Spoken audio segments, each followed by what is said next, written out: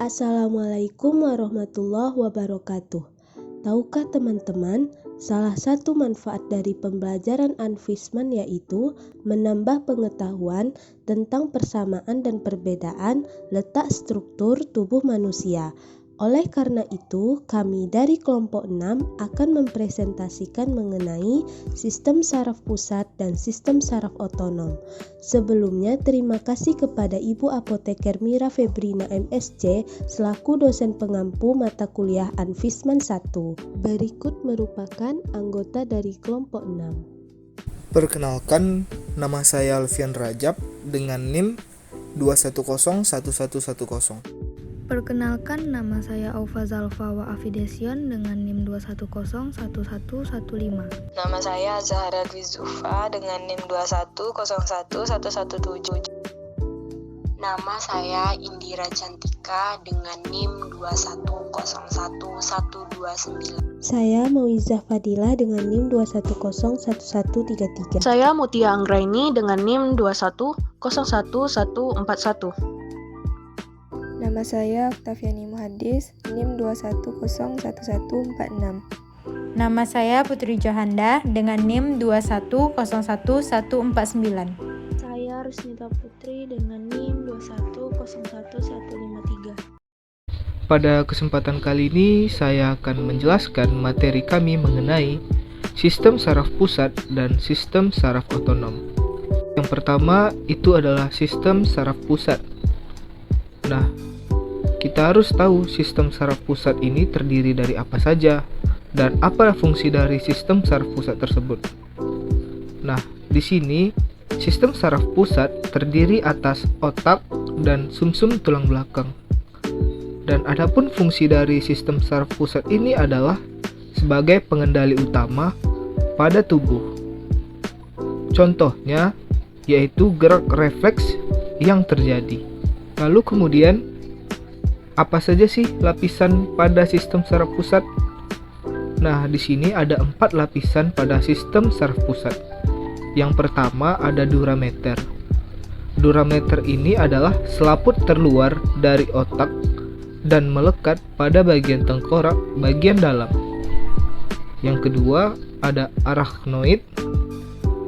Arachnoid ini lapisannya berbentuk sarang laba-laba yang menyelubungi bagian otak dan sumsum. Kemudian yang ketiga, piameter, yaitu lapisan yang sangat tipis dan banyak mengandung sel darah merah. Dan yang terakhir, ada ruang subarachnoid, yaitu yang berisi cairan. Cairan itu sebagai cairan cerebrospinal yang melindungi otak dari goncangan dan juga tekanan.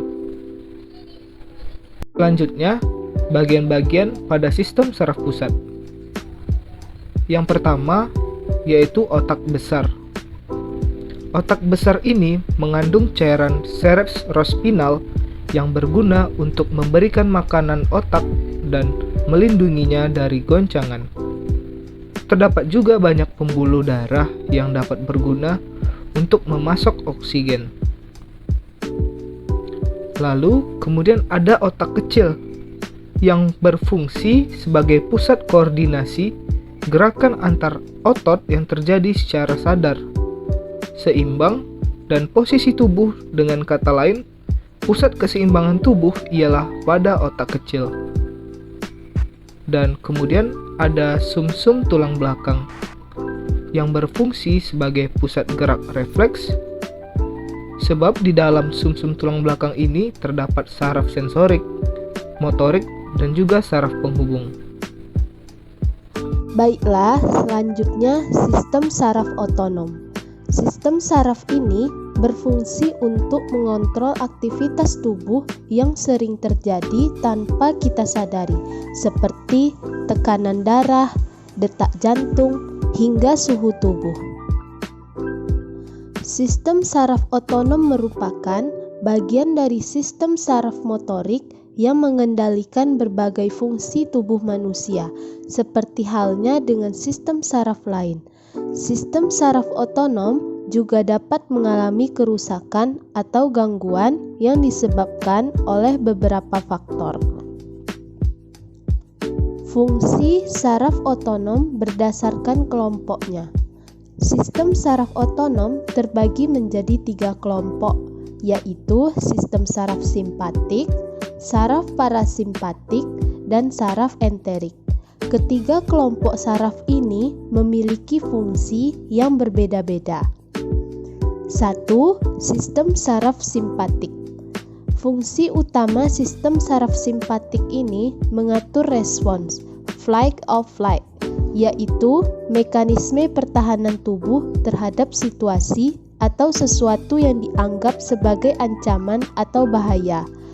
Ketika tubuh dihadapi oleh ancaman, saraf simpatik ini akan merangsang berbagai organ tubuh untuk bereaksi supaya terhindar dari bahaya.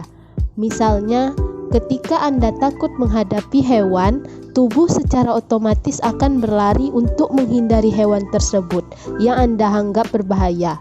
Itulah merupakan contoh saraf simpatik.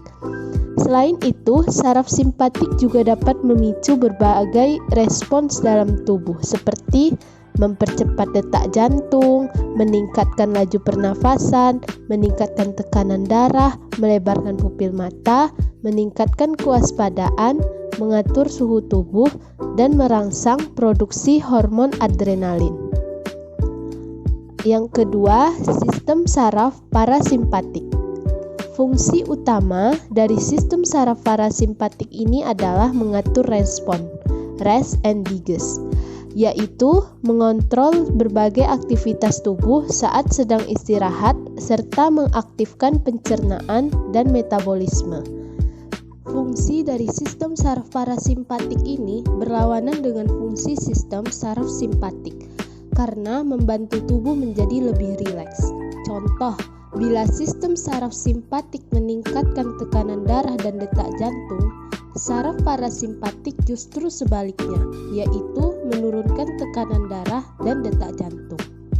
Tak hanya itu, sistem parasimpatik juga mengatur beberapa fungsi organ lain, seperti mengucilkan pupil mata, merangsang produksi air liur dan air mata, merangsang saluran pencernaan, mengontrol buang air, merangsang terjadinya ereksi pada penis, dan memperlambat pernapasan. 3. Sistem saraf enterik. Sistem saraf ini merupakan gabungan dari sistem simpatik dan parasimpatik yang terdapat di saluran pencernaan, mulai dari lambung, usus halus, hingga usus besar. Sistem saraf enterik ini berfungsi mengatur proses pencernaan, kontraksi, atau pergerakan otot-otot saluran cerna hingga proses buang air besar. Gangguan sistem saraf otonom. Kerusakan atau gangguan pada sistem saraf otonom disebut juga dengan istilah disautonomia. Kondisi ini dapat terjadi dengan sendirinya, primer, atau bisa juga disebabkan oleh penyakit lain, sekunder. Beberapa penyakit yang menyebabkan disautonomia primer meliputi yang pertama yaitu adalah neurocardionetic syncop atau NCS, kedua postural orthostatic tachycardia syndrome atau POTS, yang ketiga yaitu adalah multiple syndrome atrophy atau MSA, dan yang keempat yaitu adalah familial dysautonomia. Sementara itu, dysautonomia sekunder dapat terjadi oleh beberapa kondisi, mulai dari infeksi, diabetes, cedera, kecanduan alkohol, efek samping obat-obatan, hingga kekurangan nutrisi tertentu seperti vitamin B dan vitamin E. Selain itu, dysautonomia sekunder juga bisa disebabkan oleh penyakit tertentu, seperti yang pertama yaitu adalah penyakit autoimun, misalnya lupus, penyakit Crohn, sindrom Sjögren, dan artritis reumatoid. Yang kedua yaitu penyakit Parkinson. Ketiga, penyakit celiac. 4. Penyakit Lyme. 5. Sindrom Guillain-Barré. 6. Amyloidosis. 7. Multiple sclerosis. 8. Myasthenia gravis. Dan yang 9 yaitu adalah infeksi, misalnya HIV atau AIDS dan kusta. Gejala gangguan sistem saraf otonom. ketika sistem saraf otonom mengalami kerusakan atau gangguan kinerja dan fungsi akan terganggu. Kondisi ini biasanya dapat ditandai dengan munculnya beberapa gejala, seperti yang pertama yaitu hipotensi ortostatik, yaitu kondisi yang membuat seseorang merasa pusing ketika tubuh tiba-tiba beranjak dari duduk atau berbaring. Yang kedua, keringat berlebihan atau hiperhidrosis, atau sebaliknya, tidak dapat berkeringat dengan normal, disebut anhidrosis. Yang ketiga yaitu adalah gangguan pencernaan seperti sembelit, diare, dan sulit menelan, disebut disfagia. Dan yang keempat, gangguan kandung kemih seperti susah buang air kecil atau justru tidak bisa mengontrol proses buang air kecil, disebut inkontinensia urin. Serta yang kelima, gangguan penglihatan seperti mata kabur atau pupil mata tidak bereaksi terhadap cahaya. Dan yang terakhir yaitu adalah masalah seksual, misalnya disfungsi ereksi dan vagina kering. Beragam gangguan sistem saraf otonom bisa disebabkan oleh berbagai penyakit.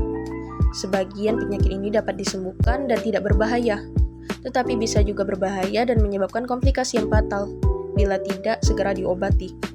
Oleh karena itu, menjaga kesehatan sistem saraf otonom menjadi penting agar dapat menunjang keberlangsungan hidup. Jika Anda mengalami gejala yang berkaitan dengan gangguan pada sistem saraf otonom, segera periksa ke dokter untuk memastikan penyebab dan mendapatkan penanganan yang tepat.